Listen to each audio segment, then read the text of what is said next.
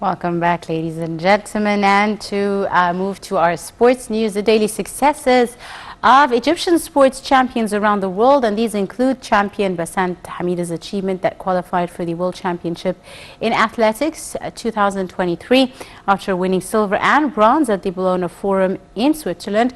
Also, Hannah Gouda topped the world classification for women under 19 in table tennis. We've also seen domination in Egypt, ranking squash and excelling in most individual games, along with the world football champions Mohamed Salah, as well as the brilliant Trezeguet. And today we'll be discussing with our guest over the telephone some of the reasons behind the success of these champions. And we're delighted to be joined over the telephone by our guest, Mr. Abdulaziz, Hammar sports analyst. It's a very good afternoon to you, sir.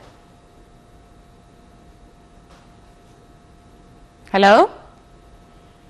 Mr. Abdulaziz, can you hear me, sir? Yes, I can hear you. Good afternoon. How are you today?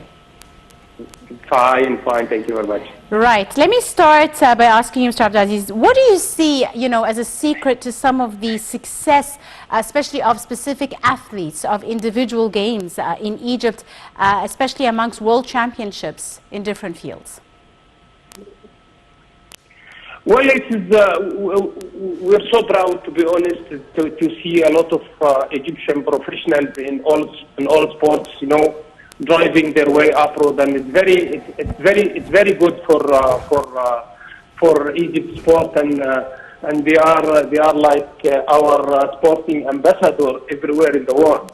Yes, it's true. What happened in the recent years that we could see likes of Salah, Basant Hamida, who just take everyone, caught everyone unaware yesterday, and qualified to the World Championship, and we could see Trezeguet in Turkey. We have Mustafa Mohammed in France when it comes to football, and we have a couple of players, Tariq Hamid and Hijazi in Saudi Arabia. Hijazi, as everyone knows, he was in the Premier League. Yes, in the recent years, there is so many professionals from different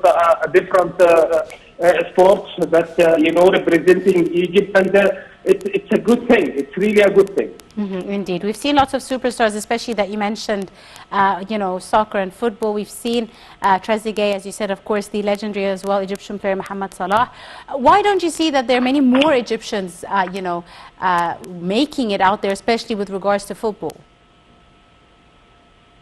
Well, let's just give Trezeguet a little bit more credit, because he's really, he's a player who's he's a self-made player, to be honest. Not, of course, the same as Mohamed Salah, but Trezeguet is not taking what he deserves in terms of media, especially in Egypt. And Trezeguet is doing very well. As you see yesterday, for example, with his Trabzon, with his side Trabzon in the European League. He made an assist, and he scored, and he's doing everything in football. And now the disadvantage of the other way of what we saw in the recent years is same what you are saying, is why we don't see much more footballers in abroad,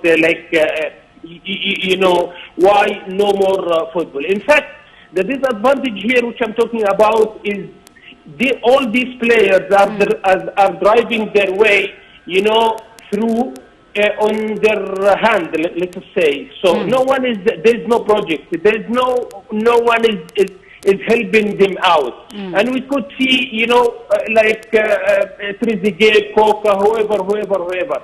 And we should have a project in Egypt. We should, see how give our young players the needful support when it comes to broaden their vision and help them drive their way abroad. All that. Unfortunately, that is not happening, and that is not even foreseeable. We cannot say yes. The EFA, Egyptian Football Association, he has enough gut, or he has a plan that he will do this next year, or he will just have a look at this In fact, they are indulging in their own local stuff, local problems, local challenge, as we could see it. But right, Mr. football in Abdulaziz. Egypt in general needs to be reshuffled. Yes, Mr. Abdulaziz, let me move away from football or soccer and move to handball. And we've seen a great success in the international competitions with Egypt's handball team as one of the most strongest teams in the world. How do you see the performance of the Egyptian handball team? And this is the unlike thing. We could people in Egypt let us say with the start of this century, they started to look up and see what the handball team is doing. Yes. From that in the last say 25 years, they started to catch the attention of the people or the fans in Egypt. Yes. And now not only the senior team, we could see the young team driving their way in an international arena, which is really very good, and that gives us a perception that there's some plans, there's so many things at the strategic level is been happening or transpired in the in the handball association. And that's why we wanted to see this, going to the other sports, going to volleyball, going to football, as long as we're talking about football. Yes, but handball is a project in Egypt, and we should find, even now, and we're doing very well at the senior and junior levels, we should find ways, explore more ways, how to make this sustainable.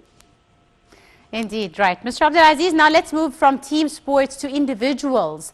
Egyptian squash players also top the world in rankings. How do you see the performance of Egyptian squash players, both men and women, who've really outranked many other international figures in this sport? Yeah, squash is another successful saga in Egypt's sport. To be honest, it's a very successful story, and the guys who are engaged in squash, either women or men, they are topping the world ranking, and that's something amazing. That's something great for Egypt. The most important thing here, we could see a lot of women sports, a lot of sporting women coming up in this, under the inspiring leadership of His Excellency Abdel Fattah al-Sisi. That is a very good omen to see a woman sport flourishing in the recent years. And that is squash is not an exception. Here we could see a lot of female players are really driving their way and making a big bang in the international level. Yes, squash is another sport, but for me, always my challenge or the other side of the successful story is how we make it sustainable, how we make this success. Because we don't want to see a big bang at certain years and then the game go down. We want people to think that of course the concerned people who are taking care of the squash sport to think of how to make this success a sustainable one. Absolutely. Finally, Mr. Abdulaziz, let me ask you about other individual sports. How important is it that we pay attention to athletes in different sports, whether it's, for example, weightlifting, table tennis, swimming, gymnastics, lots of, upcoming athletes coming all the way from Egypt, but featuring in individual sports. How important is it to give them the attention and support that they need in order to really excel, also carrying the name of Egypt worldwide? Let's say it's a big challenge. It's a big challenge, to be honest.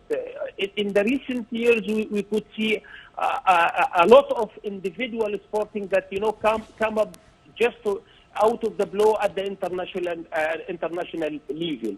If we look at this at the story case by case, we will find that most of them, or 99% of them, they struggle to just show up to tell the people, to tell the officials in Egypt that, look, guys, we are talented. We can make Egypt proud. We can. The challenge here is that if 3 or 4 or 5 or 10 find their way, and they were lucky to drive their way through, even though with little support from the community, there is dozens or hundreds of other talents. They are not able to just to come up and prove themselves. That's why we need a project. We need a project to just to scout the Egyptian talents everywhere, and in all sports, in individual sports, like what you said. It's a big project that will help Egypt not only at the sports level, but in all areas of life. We could see what happened in the last 10 or 12 years in Egypt. Sport is one of the most important soft power that safeguard our community and Egypt in general. Absolutely. I'd like to thank you very, very much, Mr. Abdulaziz Abu Hammar, our sports analyst. Thank you so much, sir, for your insight and for joining us this afternoon. Ladies and gentlemen, a short break, and we'll be back for more. Stay tuned.